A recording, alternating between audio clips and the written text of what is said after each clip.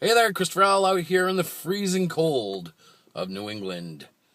This video, I want to share a word of encouragement and kind of a testimony to those who don't believe that God speaks to us or that God's not listening. Now, this is a small thing.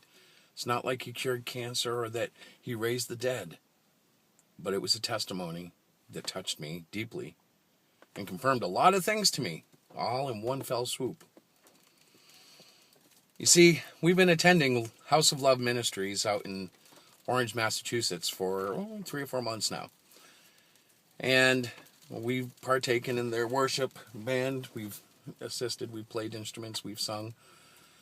But the pastor doesn't always use the worship band. Sometimes he likes to use CDs. He'll bring in canned music, if you will.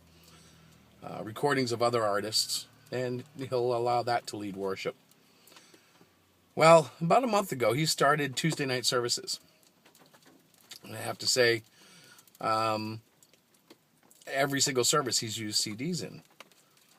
Well, last night, before we were off to church, we were talking at the dinner table, and I was letting out some of my discontent. I was grumbling a little.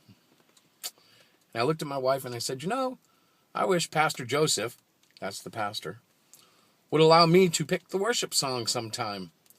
Because he picks songs I know, but they're all by artists I don't know. So, the arrangements might not be familiar, the vocals might not quite be the same, whatever.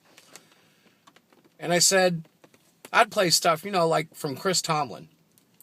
Now, even that in itself is a funny thing for me to say, because Chris Tomlin is not my favorite worship leader. He's good, he's got some great songs, but typically if you were to ask me who's my favorite, sorry guys, I'd fall in line with Mercy Me. I really dig that band.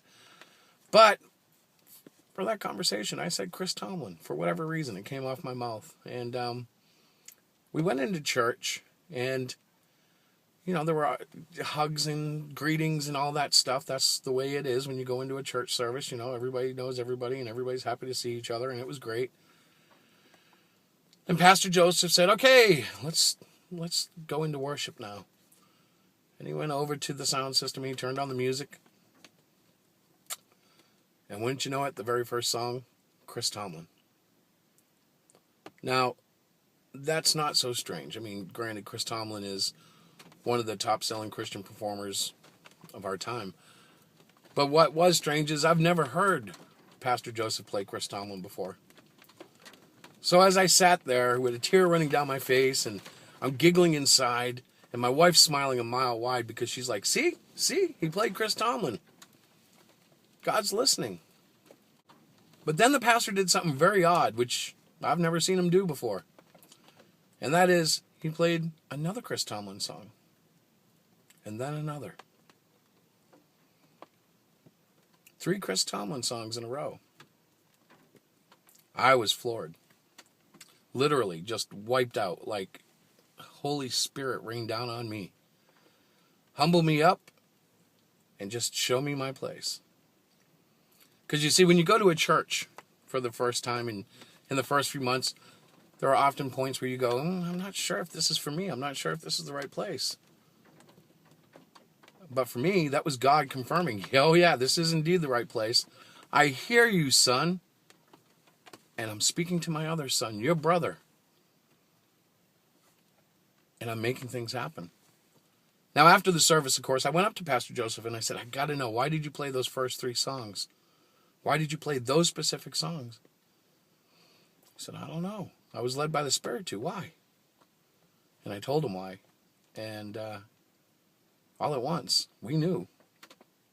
God was in motion. God was in action. And there is nothing that anyone can say to convince me otherwise.